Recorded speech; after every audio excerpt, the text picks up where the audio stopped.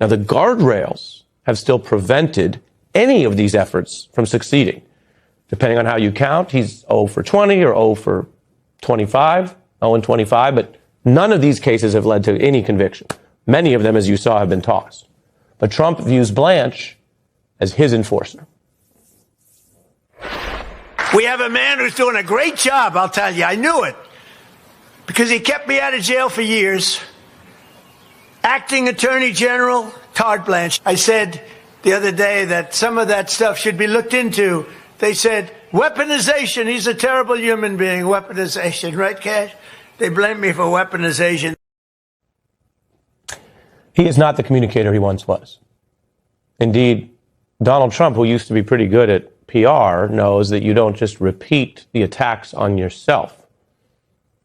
They blame me for weaponization, he says, reminding everyone that he is weaponizing the government, using a term that even the right has said is bad, because he is weaponizing the government. You can call it weaponization, you can call it lawfare.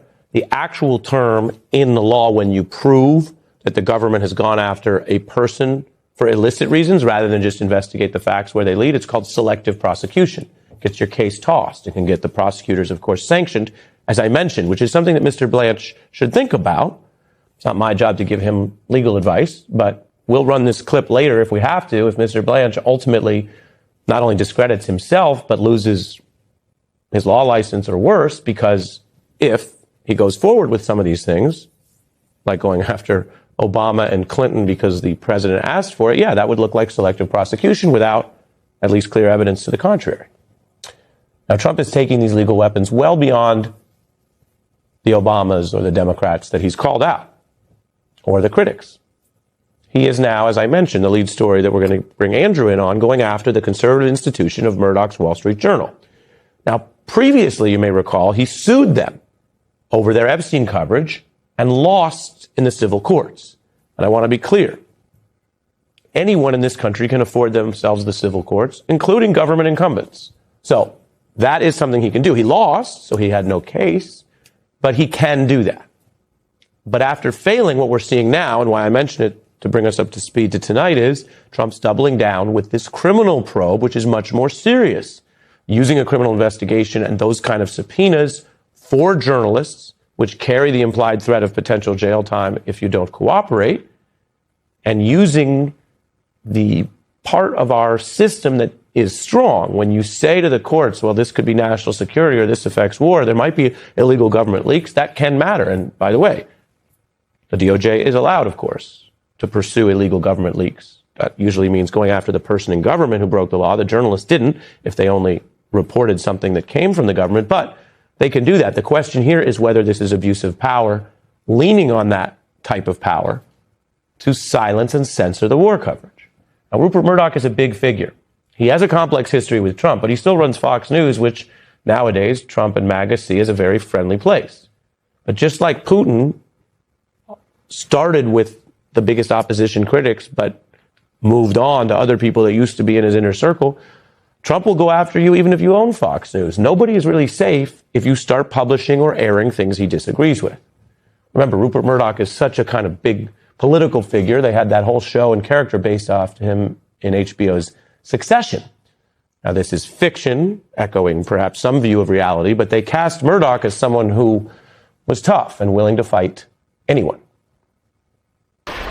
Here's the safety briefing. If you move against me, I'll put a hole in the back of your head. Tough guy.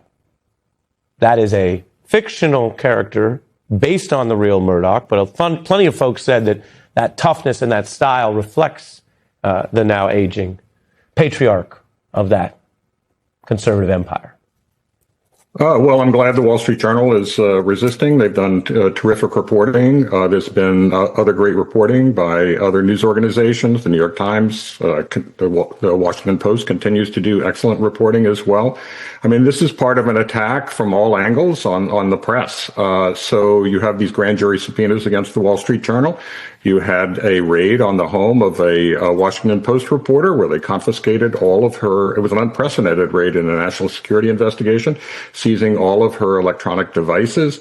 You have the EEOC bringing a discrimination complaint against the New York Times because a white male reporter didn't get a promotion he wanted. You have apparently the FBI apparently investigating the Atlantic magazine for reporting on Kash Patel and his alleged heavy drinking and his other behavior. So really all across the board, you're seeing this administration use every weapon within its possession to attack the press, to harass the press, and to endeavor to intimidate the press. The DOJ now trying to pressure war coverage at Murdoch's Wall Street Journal. That's, of course, Fox News' sister outlet. They're using subpoenas, and the government is claiming illegal leaks to, according to many experts, abuse power to shape or stifle critical war coverage, which, of course, the country is aware of because it is partly the press and information about the war, its reality, that's made it a very unpopular war, plus the economic fallout. And I have more on that part of the story later tonight. It is a problem for Trump and the midterms. But this story is one where journalists must actually also kind of weigh how we, in this case, our colleagues at the Journal, peers, competitors, whatever you call it, but how journalists report on something that Trump has done more than any other administration since Nixon. How do we report on the government trying to make us, our reporting, or our colleagues and competitors' reporting part of the story? Well, the Journal has decided to report on unusual subpoenas that its own journalist reporters received from the Trump DOJ, as you see here. The masthead is the Wall Street Journal. This story is about the Wall Street Journal. This is reporting about how they are reporting and being potentially intimidated or punished through this government that they're reporting on. Now, to be clear, this has been a losing revenge streak in legal moves by Trump. And you probably, if you follow the news, have heard about them. We've seen these efforts against people. James Comey was a big story. He did an interview on MS Now in Nicole just yesterday. But we're also seeing it against institutions and journalism itself. That article I just put on the screen notes that the paper received grand jury subpoenas for records of its reporters covering this war. Now, this is a huge deal. This is about war, which is one of the obviously most important and grave powers a president wields. And remember, this war, which has proven so unpopular, is being waged unilaterally. The president did not work with Congress. The president did not address the nation up front or leave any time for any kind of meaningful dissent or protest. He launched a proactive attack on Iran. The strait that was once open for our energy needs is now closed. The ceasefire exists. We don't know what comes next. But I mentioned that brief war history to say that with Congress cut out of the loop and the American public cut out of the loop, one of the only other measures left is journalism reporting how the war is going and the facts about the war. And the facts have been, to put it fairly, mixed, negative.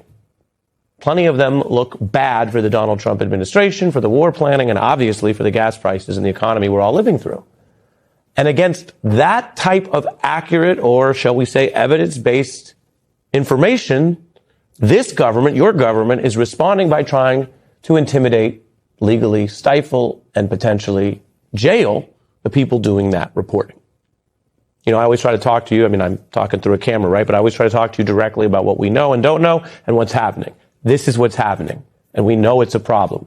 We also know that our Constitution, in the 250 years that we're celebrating, argues exactly against any leader, I don't care what party, who would try to rule our government and crush the First Amendment. It's the first for a reason, and crush this type of free speech. So that's why this matters. Andrew, as I mentioned, joins me shortly. I want to tell you about the methods because it's really something. Trump delivering his message on a sticky note with the word treason in Sharpie placed atop a stack of printed articles that he handed to the acting attorney general. That's how some of this got started, according to a very detailed account from CNN's reporting. Now, that official is, of course, Todd Blanche. And he's under this public pressure by Trump to take measures that, I want to be clear, might ultimately, if he takes them, see Mr. Blanche investigated, sanctioned, or disbarred. He knows, with his law degree and his experience, that if he actually is going out and pursuing baseless false claims against journalists or others that are only designed to intimidate, to do selective prosecution, or to shape war propaganda, yeah, you can lose your law license over that. And if you look at these polls, it's not clear that Trump's friends are going to be in office forever. Trump shared a literal enemies list as well that demands that Blanche indict John Brennan, Hillary Clinton, and Barack Obama. So it's someone else's post, as you see, and it's Donald J. Trump, the sitting president, who shared it, reposting that. The idea of the Trump DOJ indicting Barack Obama may sound far-fetched, even after everything. But the evidence we have shows that in his demands, Trump is serious.